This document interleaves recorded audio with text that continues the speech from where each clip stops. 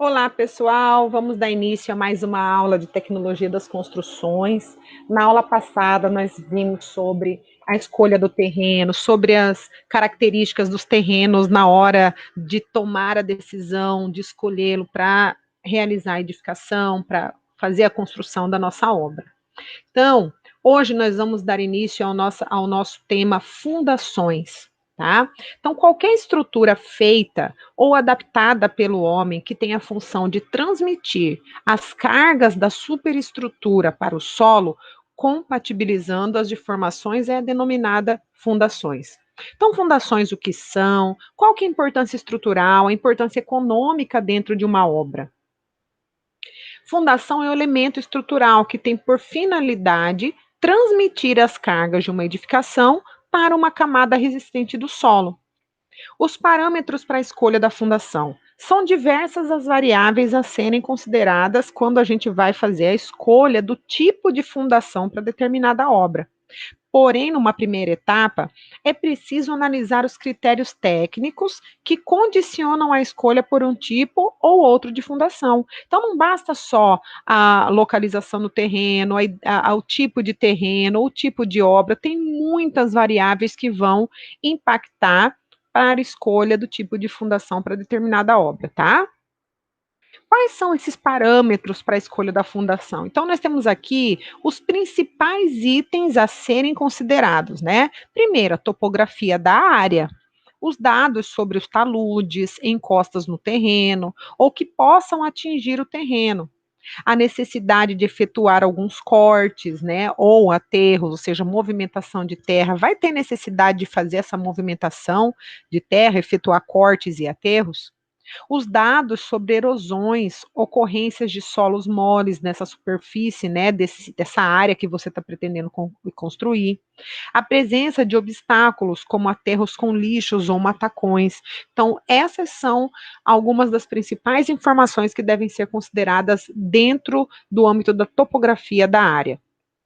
Características do maciço de solo. Se tem variabilidade das camadas, né, do solo e a profundidade de cada uma dessas camadas, a existência de camadas resistentes ou adensáveis, a compressibilidade e resistência do solo que você está tendo para poder fazer a sua edificação, a posição do nível da água, ou seja, né, o lençol freático, os dados da estrutura, primeiro, a arquitetura e o tipo e o uso da estrutura, como, por exemplo, se consiste em um edifício, se é torre, se é ponte, qual que é o tipo de obra, né?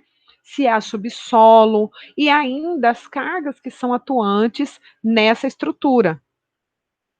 Dessa forma, numa segunda etapa, considera-se os seguintes fatores. Aí já vamos analisar os dados sobre as construções vizinhas, o tipo de estrutura e das fundações que os vizinhos fizeram, a existência de subsolo, porventura, nessas obras, né, do entorno, possíveis consequências de escavações e vibrações provocadas pela nova obra. Por exemplo, se a obra que você está executando está acompanhando, vai ter escavações, como por exemplo um subsolo, né? Qual as consequências dessa escavação e das vibrações que vão ocorrer, né?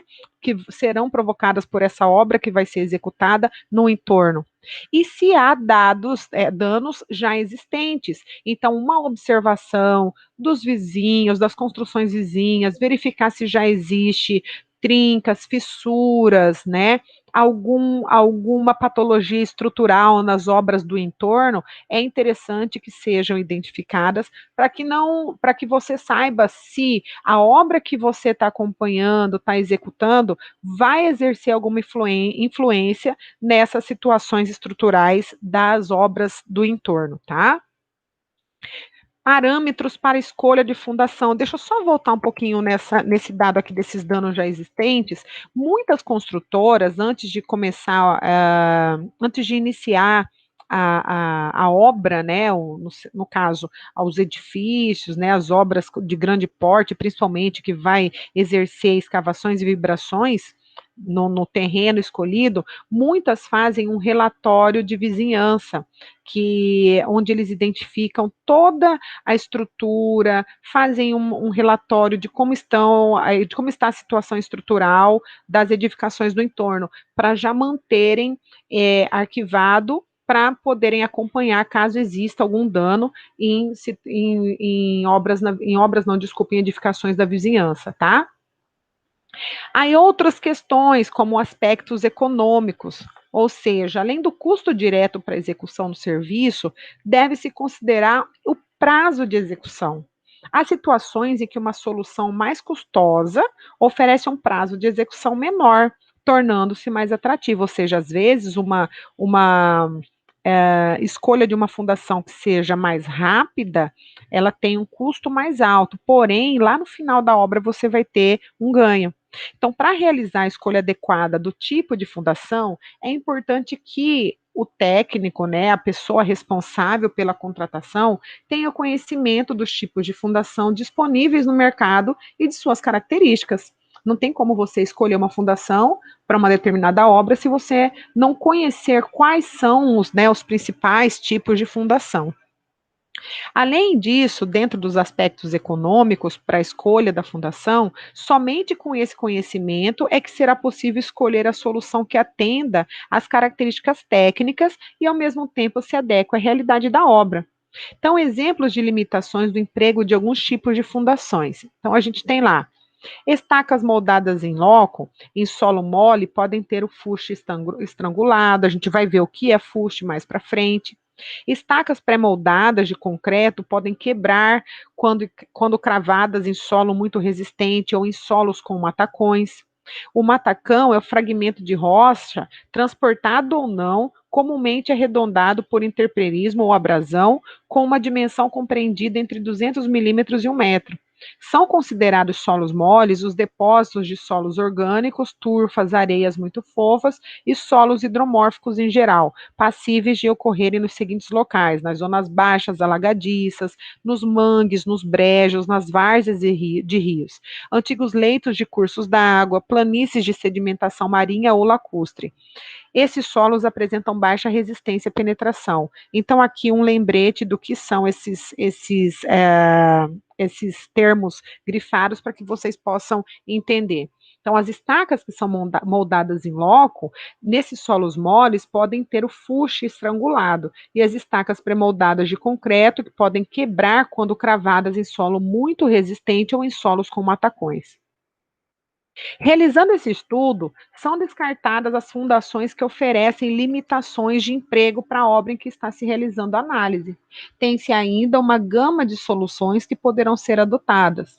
Alguns projetistas, pessoal, sejam calculistas, né, especializados em fundação, eles elaboram os projetos com diversas soluções para que o construtor e toda a sua equipe escolha o tipo mais adequado de acordo com o custo, com a disponibilidade financeira e o prazo desejado.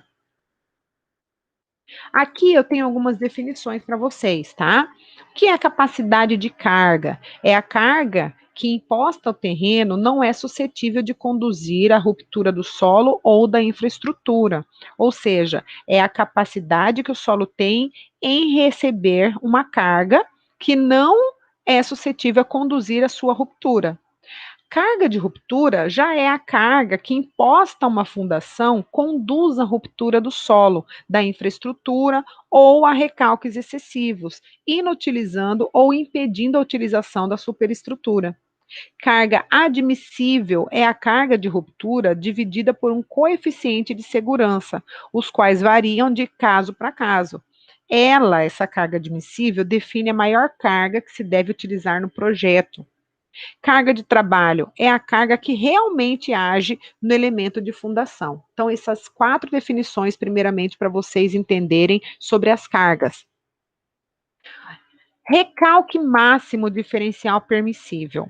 O recalque é a maior diferença admissível entre os recalques de dois elementos de fundação, dividido pela distância horizontal entre os dois elementos da fundação. É dado em milímetros por metro.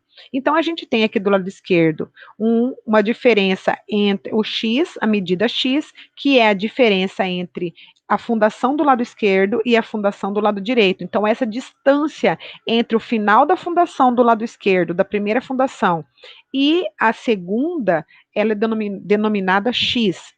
O L é a distância entre as duas fundações. Então, o recalque máximo diferencial permissível é o x, essa medida da diferença de altura entre as duas fundações, dividido pela distância entre as duas, tá? Então, x sobre L.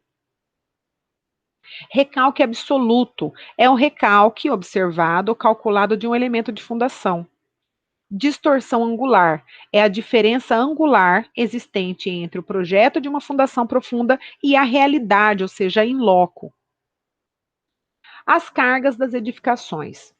As cargas da edificação são obtidas por meio das plantas de arquitetura e estrutura, onde são considerados os pesos próprios dos elementos constituintes e a sobrecarga ou carga útil a ser considerada nas lajes, que são normalizadas em função de sua finalidade.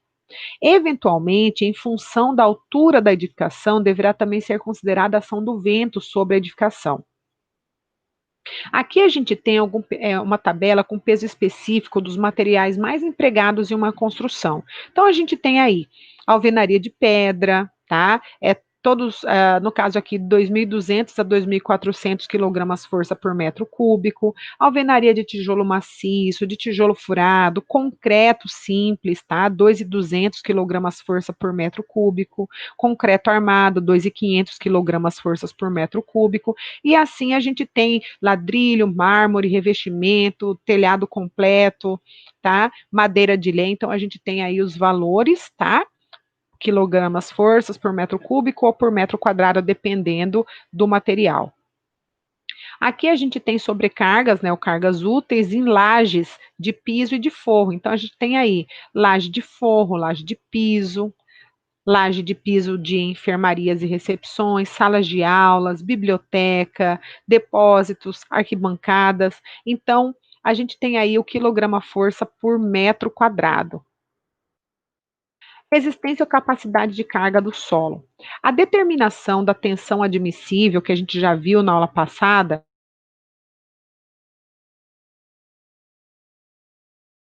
solo ou formação exagerada. Para obras, né, de vulto sujeitas a carga elevadas, só pode ser realizada por empresas especializadas, tá? Que além do estudo do subsolo, de um modo geral, propõem sugestões para o tipo de fundação mais adequado para que o binômio estabilidade e economia seja atendido. Isso é extremamente importante. Para as obras de pequeno vulto, sujeitas a carga relativamente pequenas, a resistência do terreno poderá ser obtida por meio de tabelas práticas em função do tipo de solo. Então, a gente tem aqui, ó, tensão admissível no solo, uma tabela prática, que a gente já falou. Aqui os tipos, né, o tipo de solo e a tensão admissível de quilogramas força por centímetro quadrado. Toda e qualquer construção, seja de pequeno, médio ou de grande porte, requerem estruturas de apoio, que denominamos de fundação, como nós já vimos. As fundações, nós já vimos também que tem a função de transmitir o peso dessa estrutura para a superfície do terreno. Segurança contra a ruptura das peças estruturais, ou seja, vigas, pilares e lajes, segurança contra a ruptura do terreno, e há a necessidade de conhecimento da resistência desse terreno. Investigação do solo. Uma análise cuidadosa pode mostrar se um terreno tem o solo altamente compressível, exigindo assim uma consolidação prévia. Uma sondagem tem por objetivo verificar a natureza do solo, a espessura das diversas camadas, ou seja, estratificação, a profundidade e a extensão da camada mais existente que deverá receber as cargas da construção. e determinar o tipo da fundação a ser especificada. Então, o serviço de sondagem vai auxiliar para que nós possamos conhecer a espessura das camadas do solo, a profundidade de cada camada e a extensão dessas camadas mais resistentes, que é a que vai receber a carga da construção, tá? Através da fundação. Os procedimentos básicos antes de se decidir pelo tipo de fundação em um terreno. Primeiro, visitar o local da obra, verificando se existem áreas de alagados, encharcos, afloramento de rochas, visitar obras em andamento nas proximidades, verificando quais foram as soluções adotadas, fazer um benchmarking mesmo sobre as experiências de outros construtores no entorno e fazer a sondagem, é o mínimo que se deve fazer, que é um procedimento básico, como a gente falou, o que é sondagem na apresentação passada. Aqui a gente tem uma planta de locação dos furos de sondagem. Então, a gente tem um terreno na rua X, esquina com a rua Y, esquina com a rua Y não, ele faz divisa com o terreno de esquina com a rua Y. Então, a rua X, de frente para a rua X, nós temos aí uma casa de força, central telefônica, então ele identificou onde são os furos, né, para a sondagem, para fazer a identificação do tipo de solo.